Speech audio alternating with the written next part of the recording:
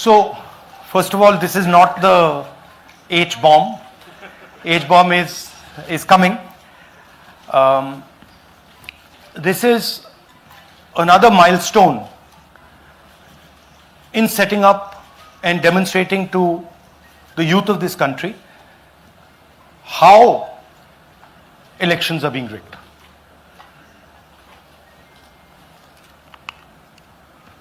So I'm going to make a claim here, very strong claim, about CEC Gyanesh Kumar. And this is not something I'm saying lightly. I'm the leader of the opposition in the Lok Sabha.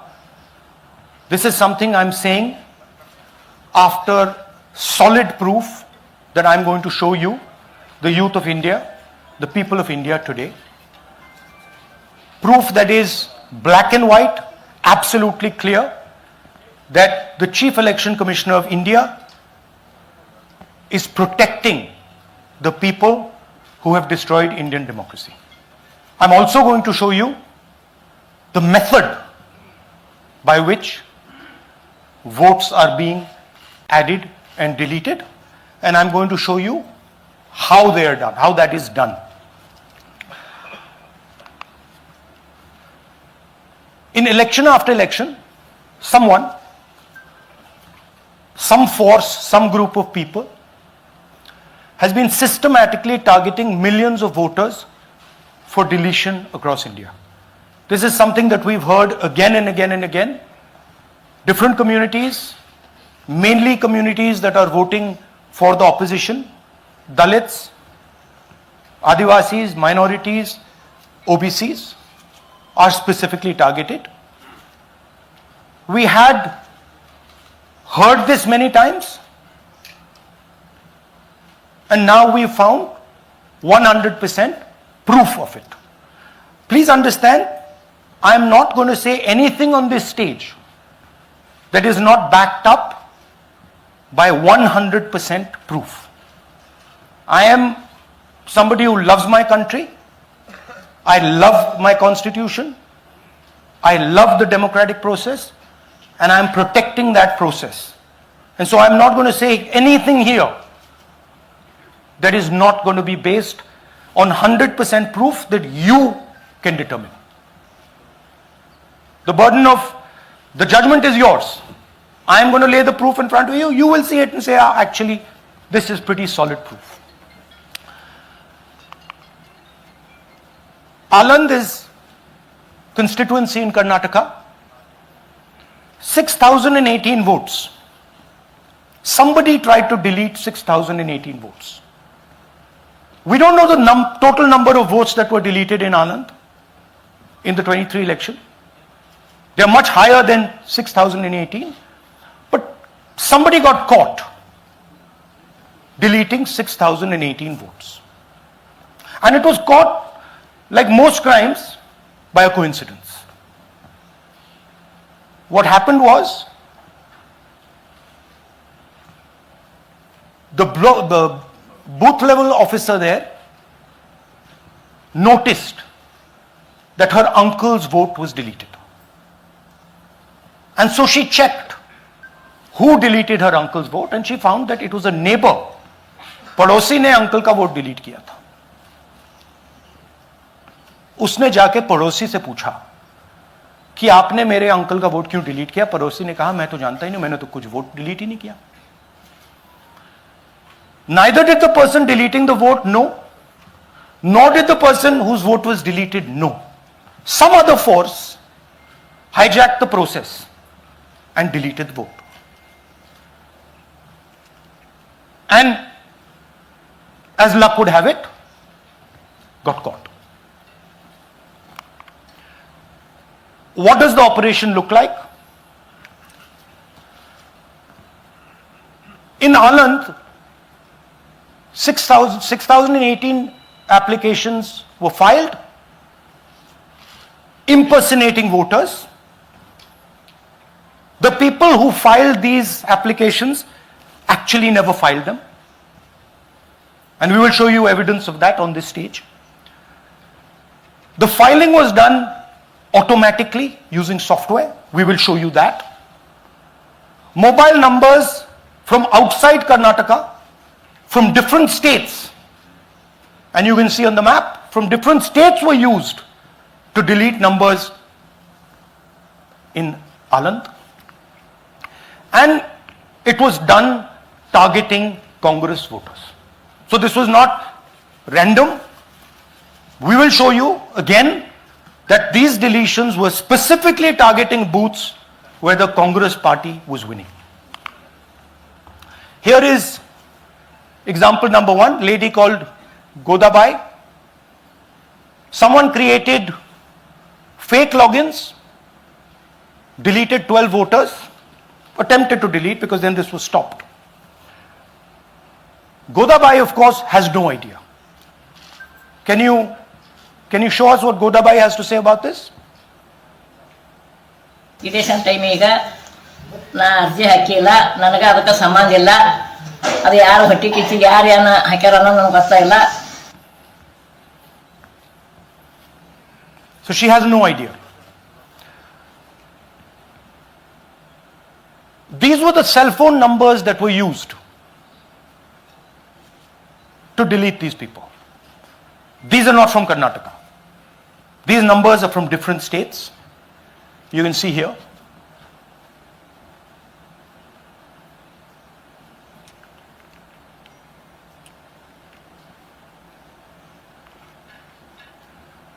So the question is,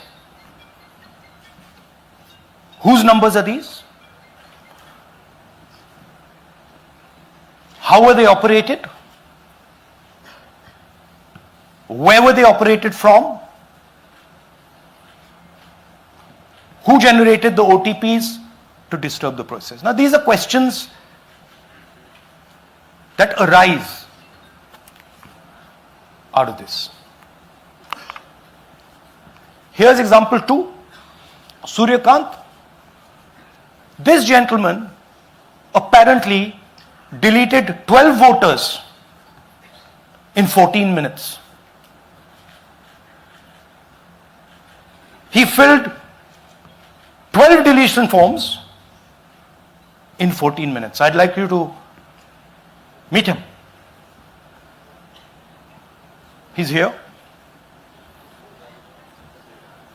That's one of the people. That's one. Namaskar bhi aiye. Babita Chaudhary is one of the votes that he is supposed to have deleted. Aiye bhaiya. He is supposed to have deleted. This is the gentleman. ये इनका vote delete किया जा रहा था, ये कर रहे थे. इनसे आप पूछिए, बताइए. That's our candidate. हाँ, कन्नड़ा में बोलिए. ನನ್ನ ಹೆಸರು ಸೂರ್ಯಕಾಂತ್ ಗೋವಿನ. ನಾನು ಸರ್ಸಂಬ ಗ್ರಾಮದಲ್ಲಿ ಇದ್ದೆ. ನನಗೆ ನಾಲೆಜ್ ಇಲ್ಲದೆ ನನ್ನ ಹೆಸರು ಮೇಲೆ 9 ಜನರ ಲಿಸ್ಟನ್ನು ಡಿಲೀಟ್ ಮಾಡಿದ್ದಾರೆ. ಅದು ಯಾಕಂತ ಇವರು ನನಗೆ ಬಂದು ಕೇಳಿದರು, ನಮ್ಮ ಹೆಸರು ನೀವು ಯಾಕೆ ಡಿಲೀಟ್ ಮಾಡಿದ್ರಿ ಅಂತ. ಅದಕ್ಕೆ ನಾನು ನಮ್ಮ ಸಾಹೇಬ್ರಿಗೆ ಹೇಳಿದೆ, ನಾನು ಡಿಲೀಟ್ ಯಾರಿಗೂ ಮಾಡಿಲ್ಲ, ಅಪ್ಲಿಕೇಶನ್ ಕೊಟ್ಟಿಲ್ಲ, ಆದರೂ ಡಿಲೀಟ್ ಆಗ್ಯದ, ಅದು ನೋಡ್ರಿ ಅಂತ. ಹಾಗಾಗಿ ತಹಶೀಲ್ದಾರ್ಗೆ ಹೋಗಿ ಕಂಪ್ಲೇಂಟ್ ಕೊಟ್ವಿ. ಮತ್ತು ಕಮಿಷ್ನರ್ ಇದು ನಮ್ಮ ಜಿಲ್ಲಾ ಎಲೆಕ್ಷನ್ಗೆ ಒಂದು ಇದಕ್ಕೆ ಕಂಪ್ಲೇಂಟ್ ಕೊಟ್ವಿ. ನನ್ನ ಹೆಸರು ಮೇಲೆ 12 ಜನರದು डिलीट ಮಾಡಿದ್ದು ನಿಜ ಇರ್ತದೆ. थोड़ा ट्रांसलेट कर लीजिए. मेरे नाम पे 12 लोगों का नाम डिलीट किया गया है, हालांकि मुझे मालूम नहीं. मैं कभी किसी को मैसेज भेजा भी नहीं, मैं बुलाया भी नहीं. ये बबीता आके पूछने से पता चला कि मैंने मेरे फ़ोन से ऐसा मैसेज दिया, लेकिन असल में मैंने किसी को भी मैसेज नहीं किया. आप कुछ कहेंगे? नहीं, ठीक है. Thank you, thank you. Third example, Nagaraj. 2 applications filed and submitted in 36 seconds. Please try and fill these forms and see how long it takes you. Try and fill. And I ask the youth of India, try it. Try and fill the form, 2 forms in 36 seconds. You'll see the answer to this question. Notice also what time this gentleman fills the form. For some reason, he gets up at 4:07 in the morning and suddenly fills 2 forms in 38 seconds.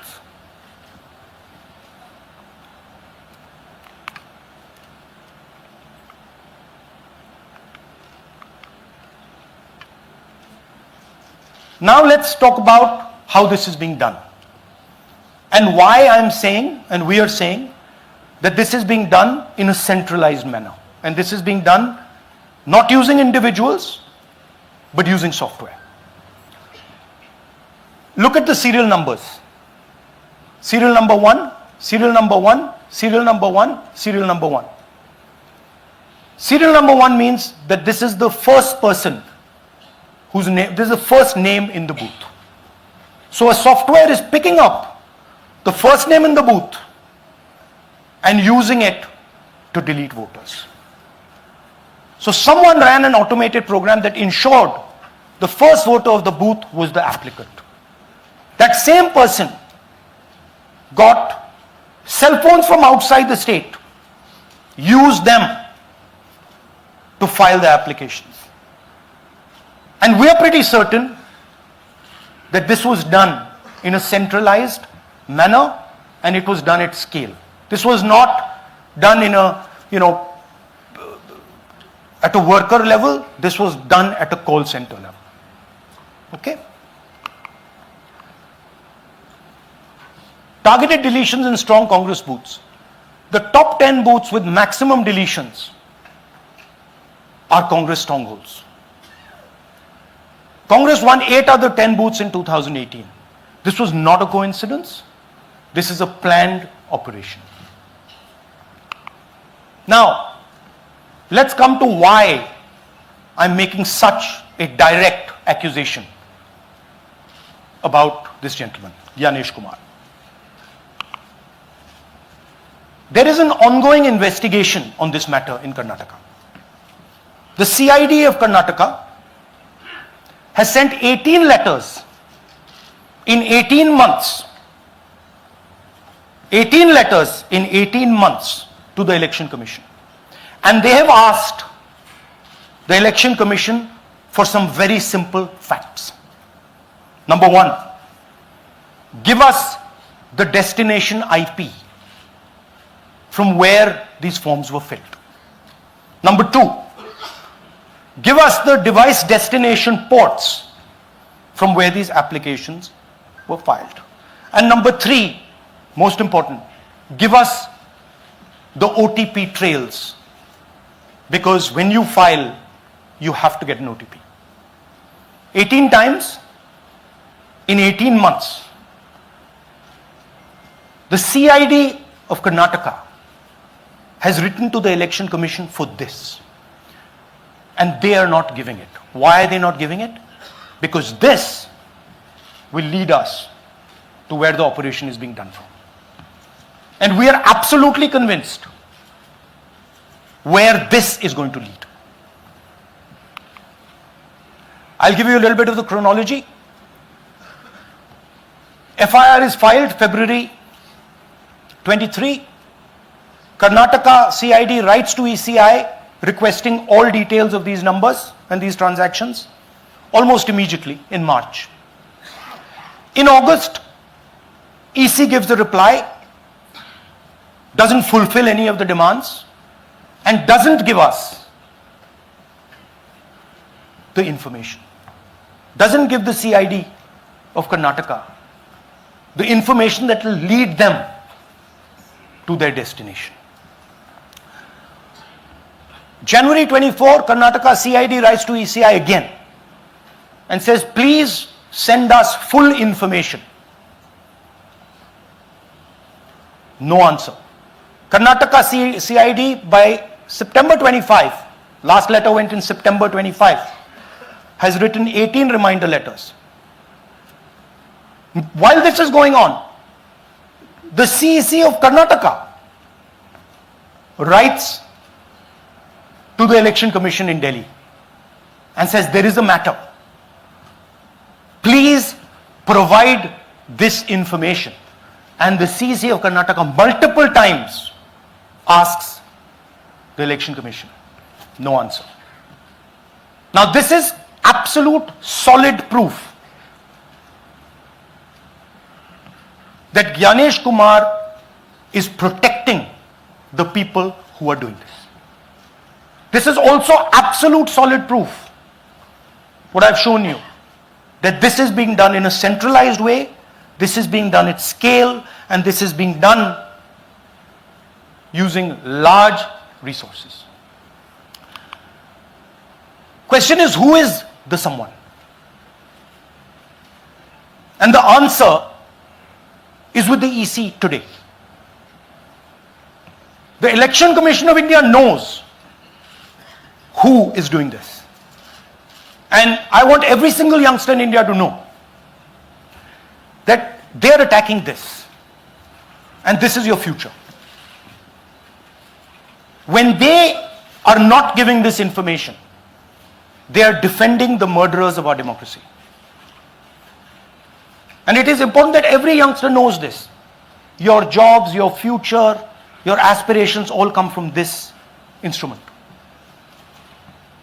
And the Chief Election Commissioner, Mr. Gyanesh Kumar, is not telling the CID of Karnataka who is doing this. This is not an isolated case. There are many such cases. Here is another one. Maharashtra, Rajora, same idea. 6,850 targeted voters added. Anand we caught deletions, Rajora we caught additions. But the basic idea is the same. Phones from outside, people who are supposed to have added voters don't know that they've added voters. People who have deleted voters don't know that they've deleted voters. You can see, you might remember that, those names there. JW, JW, JW, JW from the last presentation. Same model. So it's the same system that is doing this. It's doing it in Karnataka. It's doing it in Maharashtra. It's done it in Haryana. It's done it in UP. And we have proof of all of it.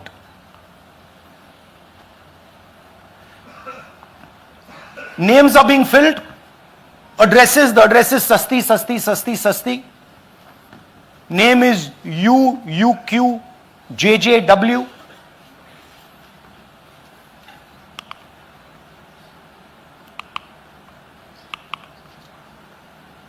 So, what are we saying here?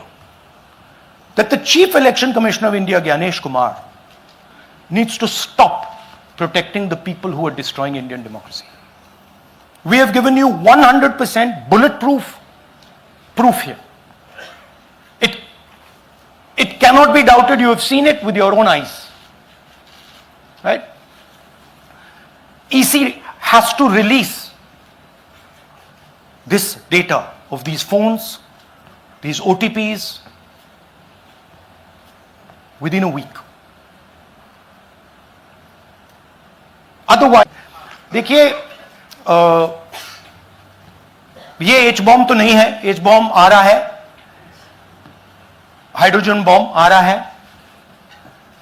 ये एक और उदाहरण है vote चोरी का. पिछली बार मैंने आपको एडिशंस के बारे में बताया था. ये हम आपको डिलीशंस के बारे में दिखा रहे हैं और सबूत के साथ हम आपको दिखाएंगे कि ये जो डिलीशंस हुए हैं ये सेंट्रलाइज तरीके से कॉल सेंटर के प्रयोग करके, सॉफ्टवेयर के प्रयोग करके किए गए हैं.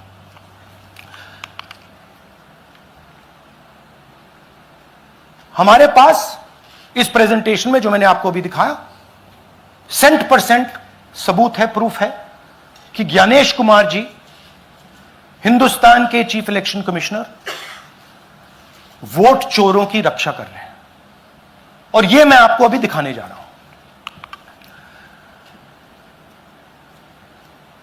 हर इलेक्शन में हमें रिपोर्ट आती थी कि वोटर्स डिलीट हो रहे हैं. कांग्रेस वोटर्स डिलीट हो रहे हैं, ऑपोजिशन के वोटर्स डिलीट हो रहे हैं, दलित वोटर्स डिलीट हो रहे हैं, आदिवासी हो रहे हैं, माइनॉरिटी वोटर्स डिलीट हो रहे हैं, ओबीसी वोटर्स डिलीट हो रहे हैं, मगर जब डिलीट होते हैं ऑपोजिशन के ही होते हैं।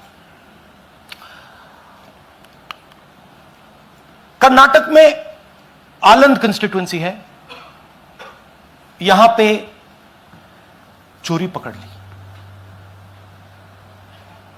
कोइंसिडेंस से पकड़ी। वहां की जो बीएलओ थी उसने देखा कि उसके रिश्तेदार को डिलीट कर दिया गया था। जैसे चोरी पकड़ी जाती है, कोई छोटी सी गलती हो जाती है, हाथ आ जाती है। अलंद में 6018 वोटर्स डिलीट हुए, उसमें से इनकी रिश्तेदार थे। उन्होंने पता लगाया कि मेरे रिश्तेदार को डिलीट किसने किया। पता लगा कि पड़ोसी ने रिश्तेदार को डिलीट किया। बीएलओ ने जाके पड़ोसी से पूछा कि भैया आपने मेरे रिश्तेदार को क्यों डिलीट किया? पड़ोसी ने कहा मैंने तो नहीं किया। बीएलओ सस्पिशियस हो गई, शक पड़ा, उसने प्रोसेस चालू कर दी।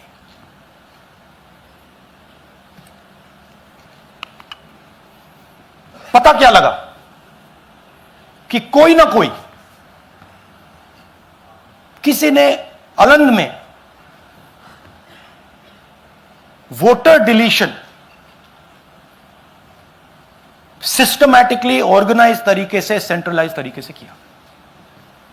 हमें यह नहीं मालूम कि आलंद में कितने वोटर डिलीट हुए, क्योंकि इससे बहुत ज्यादा हो सकते हैं। 6000, तकरीबन 6000 पकड़े गए, उस पर इन्वेस्टिगेशन हो गया। क्या पता लगा कि फाइलिंग ऑटोमेटिकली ऑनलाइन हो रही है। मोबाइल नंबर्स कर्नाटक के नहीं यूज हो रहे, मोबाइल नंबर्स दूसरी स्टेट्स के यूज हो रहे हैं।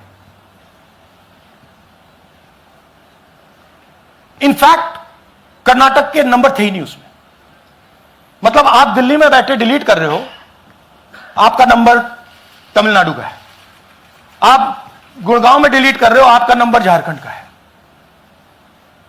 और जब हम चेक कर रहे हैं कि भैया आपका नंबर है, तो आपका नंबर है ही नहीं, किसी और का नंबर है। और टारगेट करके कांग्रेस वोटर्स को डिलीट किया गया। ये गोदाबाई जी हैं, इनके नाम पर 12 वोटर्स डिलीट किए गए। इनको मालूम ही नहीं, इनको पता ही नहीं कि इन्होंने 12 वोटर्स डिलीट किए। दिखाइए जरा। ಇಲೆಕ್ಷನ್ ಟೈಮ್ ಈಗ ये इनका वीडियो है। ನಾ ಅರ್ಜಿ ಹಾಕಿಲ್ಲ, ನನಗೆ ಅದಕ್ಕೆ ಸಂಬಂಧ ಇಲ್ಲ। ಅದು ಯಾರು ಹೊಟ್ಟಿ ಕಿಚ್ಚಿಗೆ ಯಾರು ಏನ ಹಾಕ್ಯಾರ ಅನ್ನೋದು ನನಗೆ ಗೊತ್ತಾಗಿಲ್ಲ। तो इनको आइडिया नहीं है कि इन्होंने वोटर्स डिलीट कर दिए।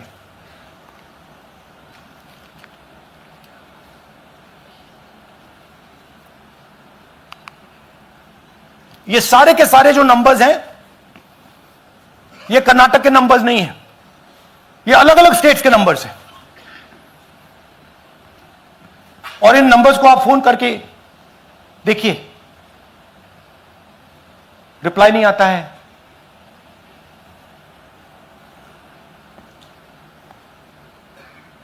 तो सवाल यह है कि किसके नंबर्स हैं, ये किसने ऑपरेट किए, जब इन्होंने ऑपरेट किए ये कहां थे, आईपी एड्रेस क्या था, ओटीपी कैसे जनरेट हुआ, कहां गया, यह सवाल है। यह दूसरा उदाहरण, सूर्यकांत जी जो अभी स्टेज पे आए थे, इन्होंने 12 वोटर्स को 14 मिनट में डिलीट कर दिया। आप फॉर्म भरने की कोशिश कीजिए, डिलीशन फॉर्म भरने की कोशिश कीजिए, देखिए। और जब हमने इनसे पूछा कि भैया आपने ये कैसे किया, वो कहते हैं मैंने तो नहीं किया, मैं तो जानता ही नहीं हूं।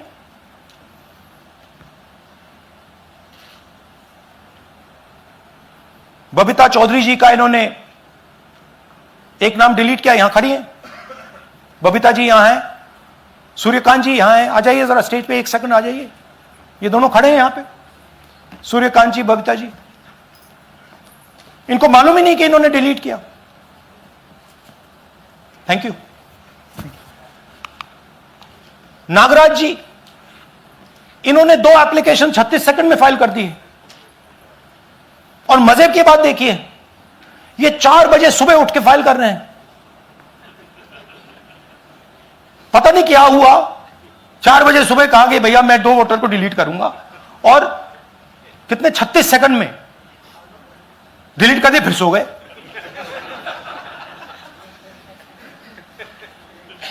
हमारी माइंड में पहले सवाल था कि क्या इलेक्शन कमीशन भी सो रहा है, मगर नहीं, सोया कोई नहीं है, जगे हुए हैं, सिस्टमैटिकली मदद हो रही है। यह देखिए दूसरी बात, जो भी डिलीट कर रहा है वोटर लिस्ट में उसका सीरियल नंबर 1 है। मतलब जो भी वोटर लिस्ट में पहले नंबर पे आता है वही डिलीट कर रहा है। 5वें नंबर वाला, 7वें नंबर वाला, 10वें वाला कोई नहीं कर रहा। तो हो क्या रहा है, सॉफ्टवेयर से यह काम किया जा रहा है। सॉफ्टवेयर प्रोग्राम कह रहा है पहला नाम निकालो और इसका प्रयोग करके डिलीट करो। टारगेटेड डिलीशंस हो रहे हैं। कांग्रेस पार्टी पर आनंद में अटैक किया। टॉप 10 बूथ्स जहां सबसे ज्यादा कांग्रेस की स्ट्रेंथ थी वहां टारगेट किया। और 2018 में पिछले इलेक्शन में 10 में से 8 बूथ कांग्रेस पार्टी जीती थी, और इन 8 में से इन्होंने 6000 लोग उड़ाने की कोशिश की। ये कोइंसिडेंस नहीं था, ये प्लान था, और ये सेंट्रलाइज तरीके से किया जा रहा है। अब मैंने बहुत बड़ी बात बोली, चीफ इलेक्शन कमीशन के बारे में मैंने बोला कि यह व्यक्ति वोट चोरों की रक्षा कर रहा है। जो भी मैं यहां बोल रहा हूं 100% प्रूफ के साथ, सबूत के साथ बोल रहा हूं। और मैं अभी आपको दिखाना चाहता हूं कि मैं ये शब्द क्यों बोल रहा हूं और किस बेसिस पे बोल रहा हूं। आपको अपनी आंखों से यह दिखेगा। कर्नाटका सीआईडी ने केस चालू किया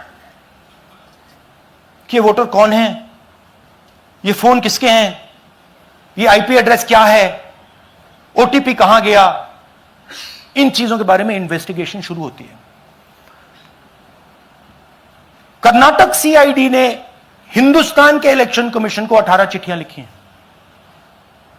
हमें आप ये इंफॉर्मेशन दीजिए, बिल्कुल क्लियर है, डेस्टिनेशन आईपी दीजिए, डिवाइस डेस्टिनेशन पोर्ट दीजिए, ओटीपी ट्रेल दीजिए, फोन नंबर्स दीजिए, फोन नंबर्स के मालिकों के नाम दीजिए। क्लियरली पूछा है, नो आंसर। 18 चिट्ठी CID Karnataka, no answer from chief election commissioner, no answer from election commission. Timeline देखिए,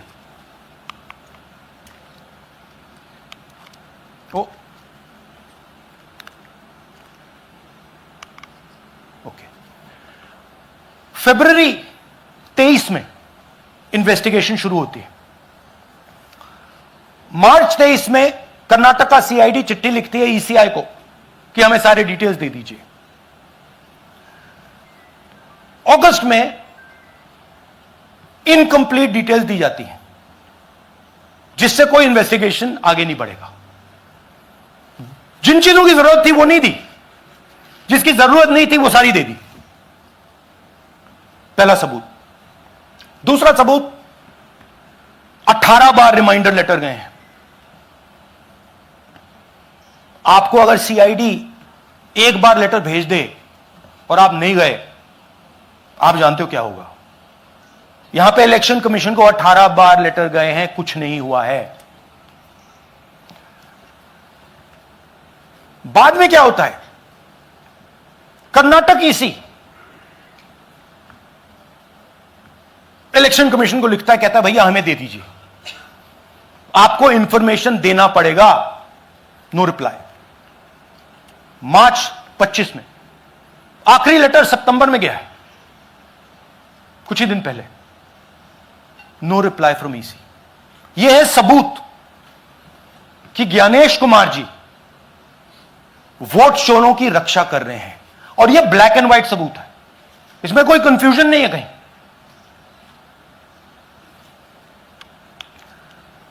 तो सवाल उठता है, ये है कौन जो सेंट्रलाइज तरीके से कॉल सेंटर के प्रयोग से, सॉफ्टवेयर से अलग अलग प्रदेशों में वोट डिलीट कर रहे हैं, ऐड कर रहे हैं? इलेक्शन कमीशन जानता है, ज्ञानेश कुमार जी जानते हैं। अच्छा, ये सिर्फ आनंद में नहीं हुआ, ये अलग अलग कंस्टिट्यूएंसीज में हुआ है। आनंद में लीगल प्रोसेस चालू हो गई, पकड़ लिया। यहां महाराष्ट्र में उसी मोडस ऑपरेंडी से, उसी सिस्टम से यहां पे वोट ऐड हुए हैं।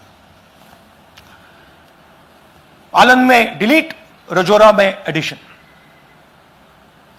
6850।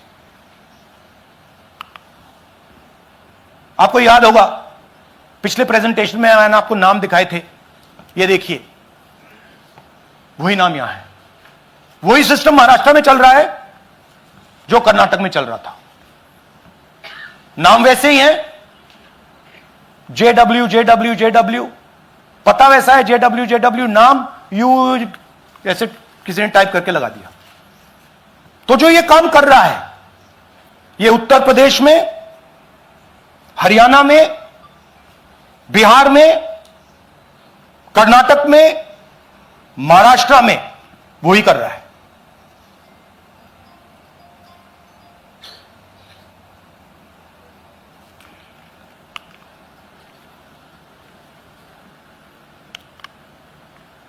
तो हमारी डिमांड है, ज्ञानेश कुमार जी, आप अपना काम कीजिए। आपने ओथ लिया है, आप हिंदुस्तान के चीफ इलेक्शन कमिश्नर हैं। आपसे कर्नाटक की CID सबूत मांग रही है।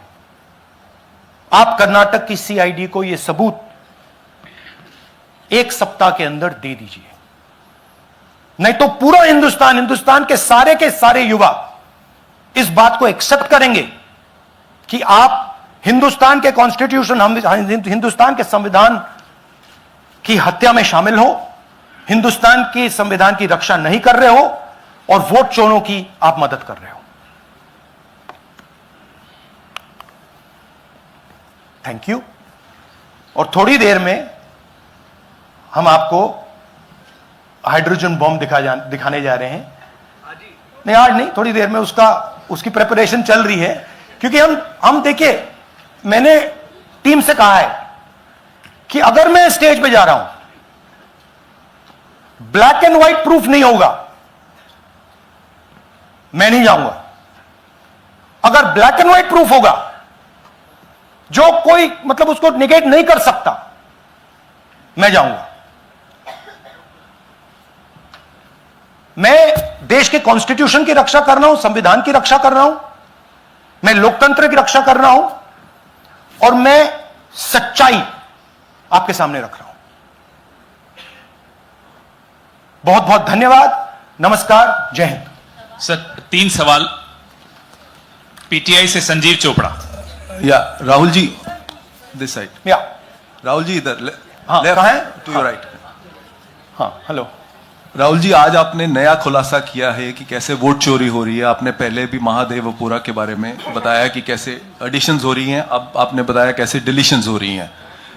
लेकिन देखने में ये आ रहा है कि इलेक्शन कमीशन इस पे कोई एक्शन नहीं ले रहा, और आगे चल के वो तैयारी कर रहे हैं पूरे देश में SIR लाने की। तो आप इस मुहिम को आगे कहां तक ले जाएंगे, और SIR के बारे में क्या करने वाले हैं? देखिए, हम आपके सामने क्रिमिनलिटी रख रहे हैं, हमारा काम आपके सामने सच्चाई रखने का है, और हम रख रहे हैं। हिंदुस्तान में दूसरे इंस्टीट्यूशंस भी हैं, सिर्फ इलेक्शन कमीशन नहीं है, लीगल सिस्टम है, उनको भी इन चीजों को देखना चाहिए। यहां पे हम चीफ इलेक्शन कमिश्नर के बारे में ब्लैक एंड व्हाइट कह रहे हैं। आपने कहा कि हमने एडिशन डिलीशन दिखाया, पहले प्रेजेंटेशन में मैंने एडिशन दिखाया था, अब हमने डिलीशन दिखाया है, मगर हमने एक और चीज जोड़ दी है। एडिशन और डिलीशन का सिस्टम, उसका स्ट्रक्चर, उसका तरीका, और हमने यह दिखाया है कि जो डिलीट कर रहा है, जो ऐड कर रहा है, महाराष्ट्र में, कर्नाटक में, यूपी में, वो एक ही आदमी है, एक ही फोर्स है। हमने आपको वो एड्रेसेस दिखाए। Same system is being used in Maharashtra, is being used in Karnataka, is being used in Uttar Pradesh, is being used in Haryana. Same people are doing it. से Siddharth, ANI। Sir, this side, sir. हाँ Sir, on your left, sir. हाँ On your left. This side, sir, on your left. Sir, मेरा आपसे सवाल ये है कि जब आप कह रहे हैं कि ज्ञानेश कुमार जो चीफ इलेक्शन कमिश्नर है, उन्हें पता है ये कौन कर रहा है, हाँ। और ये पॉलिटिकल फायदा जरूर किसी को हो रहा है, आप कह रहे हैं कांग्रेस के बूथ के ऊपर ही हाँ। सारे वोट्स डिलीट किए जा रहे हैं, तो वो कौन लोग आपके हिसाब से हैं जिनको ये फायदा पहुंच रहा है, पहला। और दूसरा ये कि वो आपने एक देखिए, हफ्ते का हाँ, समय दिया sorry। है, जब आपने एक हफ्ते का समय दिया है, तो क्या एक हफ्ते बाद आप इसको आगे कैसे इनिशिएट करेंगे? क्या आप लोग कोर्ट का रास्ता अपनाएंगे या और कोई हायर एजेंसी से इस बात की डिमांड करेंगे? क्योंकि ये ऑर्गेनाइज्ड तरीके से क्राइम दिखाई दे रहा है जो आप बता रहे हैं, अगर आपकी बात के ऊपर जाएं। देखिए, फ्रैंकली ये जो मैं यहां कर रहा हूं, ये मेरा काम नहीं है। मेरा काम डेमोक्रेटिक सिस्टम में पार्टिसिपेट करने का है। मेरा काम डेमोक्रेटिक सिस्टम की रक्षा करने का नहीं है। वो काम हिंदुस्तान के इंस्टीट्यूशंस का है। वो काम वो नहीं कर रहे हैं, इसलिए मैं कर रहा हूं। अब मैं आपको यह कह सकता हूं कि हमने आपको 2 बार सबूत दिखाया है, और जब हम ये प्रेजेंटेशंस खत्म करेंगे, इसमें लगेंगे 2-3 महीने, जब हम ये खत्म करेंगे, आपके माइंड में कोई डाउट नहीं होगा कि हिंदुस्तान में state after state, Lok Sabha after Lok Sabha चोरी हो रही है। तो मेरा काम सच्चाई दिखाने का है। मैं हिंदुस्तान की जनता को, हिंदुस्तान के युवाओं को सच्चाई दिखा सकता हूं। यह मेरा काम है। उनकी जो इंटरेस्ट है, क्योंकि ये जो कॉन्स्टिट्यूशन है, ये हिंदुस्तान की जनता का रखवाला है, प्रोटेक्टर है, और मैं इसकी प्रोटेक्शन कर रहा हूं। इसकी प्रोटेक्शन करने का काम हिंदुस्तान के इंस्टीट्यूशंस का है, हिंदुस्तान के ऑपोजिशन लीडर का नहीं है, मगर इंस्टीट्यूशंस नहीं करने हैं। अच्छा, एक इंटरेस्टिंग बात आई है जो मैं आपको बताना चाहता हूं कि इलेक्शन कमीशन के अंदर से हमें मदद मिलनी शुरू हो गई है। मैं साफ बोल देता हूं, इलेक्शन कमीशन के अंदर से, पहले नहीं हो रहा था, अब इलेक्शन कमीशन के अंदर से इंफॉर्मेशन आ रही है। यह रुकेगा नहीं, यह रुक नहीं सकता है, क्योंकि हिंदुस्तान की जनता इस बात को एक्सेप्ट नहीं करेगी। एक बार हिंदुस्तान की जनता को, हिंदुस्तान के युवाओं को पता लग गया कि वोट चोरी हो रही है, उनकी शक्ति लग जाएगी। IANS से आलोक झा। इस तरह से नहीं प्लीज। IANS से आलोक झा। वो भी मैं आपको दिखा दूंगा, वो भी मैं आपको प्रूफ के साथ दिखा दूंगा, है हमारे पास। राहुल जी, हाइड्रोजन बॉम्ब में ब्लैक एंड व्हाइट है। मैं फाउंडेशन लगा रहा हूं, मैं फाउंडेशन क्रिएट कर रहा हूं, है हमारे पास। मैं स्टेज पे बिना प्रूफ के नहीं चढ़ूंगा, बता रहा हूं। राहुल जी, आपने कहा, ऐसे मत पूछिए please. Last question, Rahul ji, IANS से आलोक झा। राहुल जी इधर। आपने कहा आपके पास आलोक झा, इधर सर। कहां हैं जी? हाँ, आपने कहा सर कि आपके पास पुख्ता सबूत है, ब्लैक एंड व्हाइट सबूत है, तो क्या अगर ECI अभी जवाब नहीं देती है तो कोर्ट का रुख करेंगे, ये ऑप्शन है आपके पास, जाएंगे? देखिए, मैंने कहा कि मेरा काम as opposition leader normal situation में मेरा काम ऑपोजिशन का रोल है, सरकार पे प्रेशर डालने का रोल है। मेरा काम हिंदुस्तान के लोकतंत्र को बचाने का नहीं है। मैं वो काम कर रहा हूं, इस स्टेज पे मैं वो काम कर रहा हूं। तो मेरी सोच है कि as a patriotic Indian, as somebody who loves India, who loves the constitution, it is my duty to put the truth in front of the people of India. अब अगर हिंदुस्तान के इंस्टीट्यूशंस कुछ करना चाहते हैं, वो करेंगे। उनमें भी बहुत लोग हैं, जैसे मैंने आपसे कहा, मैं सरप्राइज हो रहा हूं, इलेक्शन कमीशन से लोग आ रहे हैं, इंफॉर्मेशन दे रहे हैं और बढ़ रहा है वो। सर, क्या जब तक सीईसी ज्ञानेश कुमार अपने पद पर है, जैसा कि आप कह रहे हैं कि वो फ्री एंड फेयर इलेक्शन होने नहीं दे रहे, तो तब तक इलेक्शन का मतलब क्या रह जाएगा? क्या आप इनको हटाए जाने के लिए इनको इस्तीफा देने के लिए? हाँ, तो आप इमेजिन कीजिए, और ये शॉकिंग बात ये है बस अब कि ये अभी शुरू नहीं हुआ, नो ये 10-15 साल से चल रहा है। ये सिस्टम है, ये स्ट्रक्चर है। हिंदुस्तान की जो डेमोक्रेसी है वो हाईजैक हो गई है। I am shocked frankly.